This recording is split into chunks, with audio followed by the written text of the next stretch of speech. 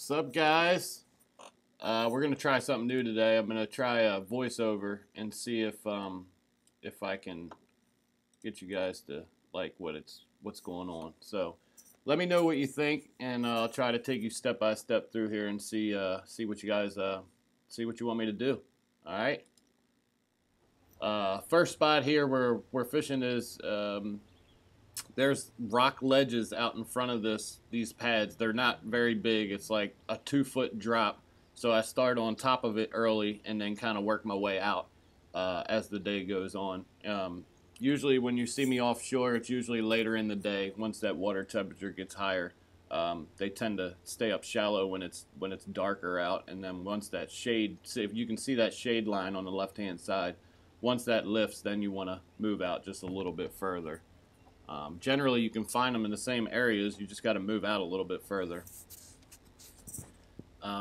This particular morning, it was, I mean, as you can tell, the water was like glass. So you got to kind of just work your way along and try to figure out where they're at. They could be at, at any point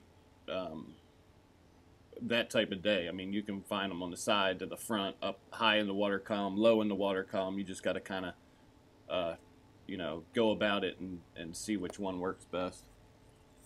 I'm using a Texas rig. First thing in the morning. You can tell it's early. I still got my lights on the front.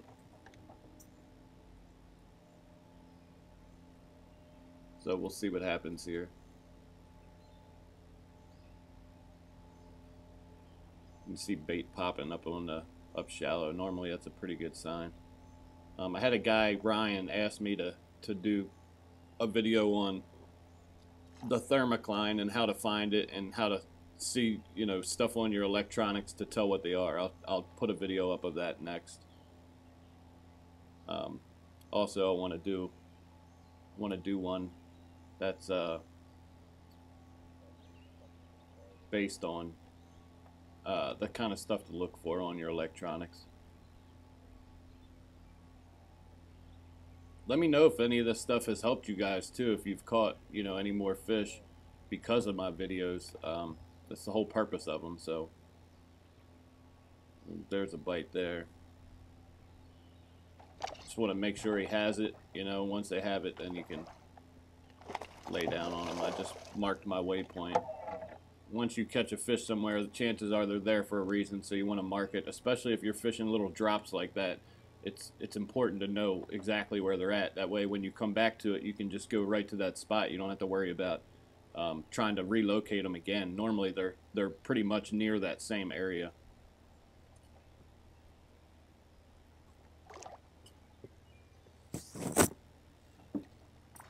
Not a giant fish by any means, but it's a fish.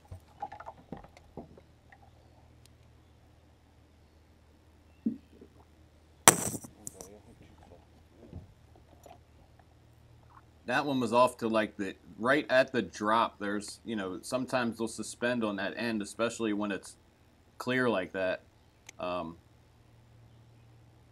He either could have went down and got it or followed it down as it hit the water.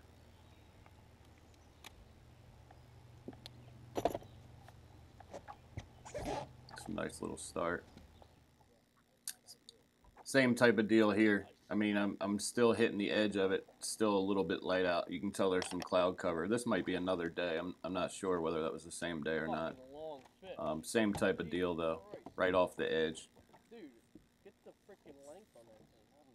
A lot of times where you see those pads end, like I said before, the ledge or the edge of it comes out a lot further than that. So you got to kind of find where that edge drops. I mean, if you have to drive up shallow and then drive back where to see where it's at, then you can, just stay in that general area where the drop off is. That's right where you want to make your cast and kind of drag it off the edge.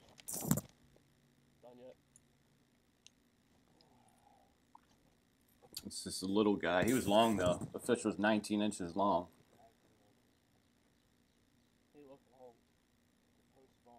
Long and skinny. Some rubbing or? Yeah. Okay. Nice fish. That fucker was 5 or 6 pounds. All right, now I'm in the same area here. Like I said, those drops are crucial. It's like as you'll notice them throughout the lake too, and you always want to stay near, as close to deep water as you can. To my left is the main channel, so it's not that far. I mean, you see that you'll notice too when you hook them. Most of the time, they're going to try and run straight for that water. It's just a baby there. Same thing, throwing a Texas rig. I do have some more footage from out deep that I'll put up soon. I just kind of want to try and keep editing them as I get them. So it's hard. It takes a long time. So if you notice my videos don't go up for quite a long time, it's just because it takes a while to do it.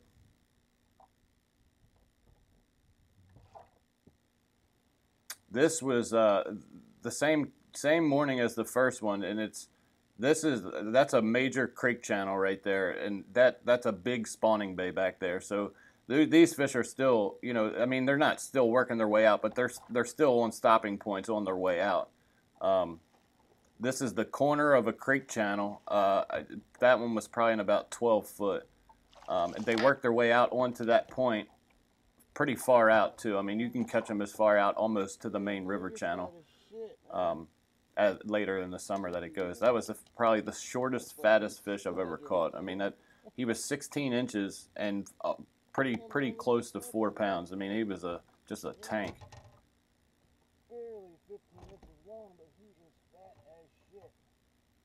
I mean, you can do the math. 16 inches long, 4 pounds. I mean, look at the girth on that thing.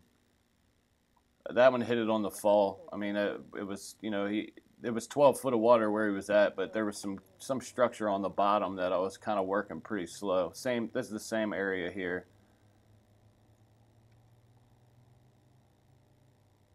Another one, points this time of year are the key. I mean, they stack up on points.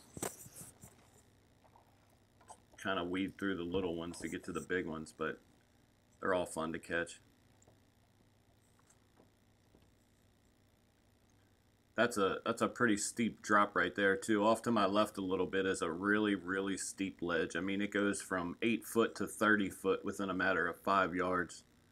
Those are the areas you got to look for in the summertime. They'll group up there. This is another point, but I've been catching them off to the sides of them, so I've been working straight on top of the point and then to the left of it and kind of staying out deeper. I'm sitting in about 20 foot right here. That fish was probably in about 10 or so. Seems to be the key depth at this time is 10 to 12 feet. Thermocline right now is right around 15 foot, so anywhere 15 and lower you'll be able to catch them. Water's pretty warm too. 83 degrees was the temperature last week. Now you'll notice I jump back and forth too, from shallow to deeper to shallow to deeper. Mid ranges. I haven't really been too deep yet in any of these videos. This is another edge to these pads, which, like I said, you can't just work all of them. You got to look for those areas where there's drops in front of them. Grass is key, and then those drops. It's kind of, for some reason, they love those drops.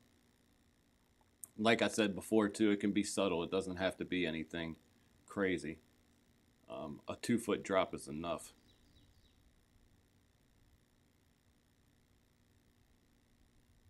This one I caught right near the edge too. I mean, it's as soon as it dropped off that edge.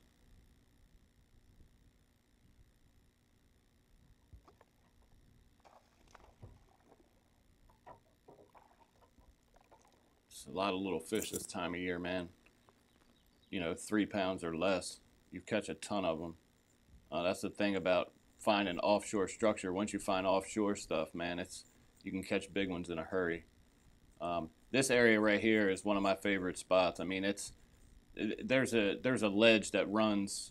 That's a point I'm fishing there, a main river point, and then I'm probably sitting in 20 right now, casting into 12 or so and kind of dragging it out. But that ledge is just sick. It's another one that goes from 15 foot to 8 foot, all the way down to 30 foot. I mean, you just gotta kind of work it slow until you find where they're holding up at.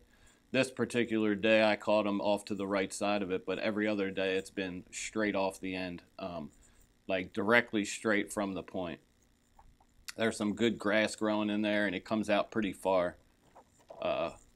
So usually you can hit that edge too.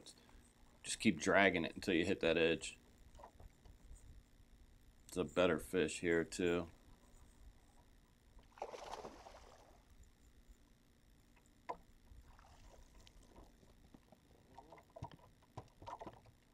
You'll notice I keep repeating myself on certain things. I mean, just on this lake in particular, there are so many different options that you have, but there's little key elements that they need. I mean, if your screen is lighting up like fireworks with bait on points, I would spend a majority of the time there, because you're not going to find bait on every point. And especially this year, I mean, this year it's a lot different. A lot of the alewives have died because of the cold winter, so you don't have the amount of bait that you used to have. I mean, now it's, there's a lot of bluegill everywhere. You'll notice you'll cast into the grass and it'll go everywhere.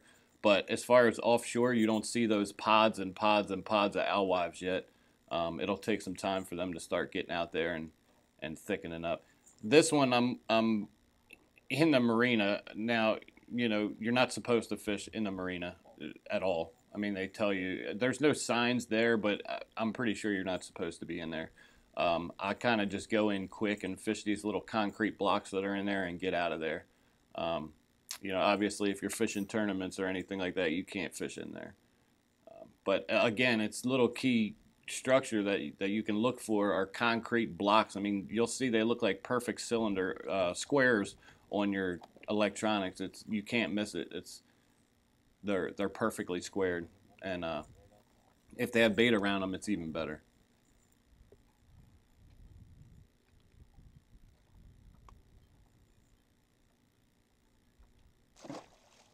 Same type of deal. I mean, this was on the edge of that dock, though.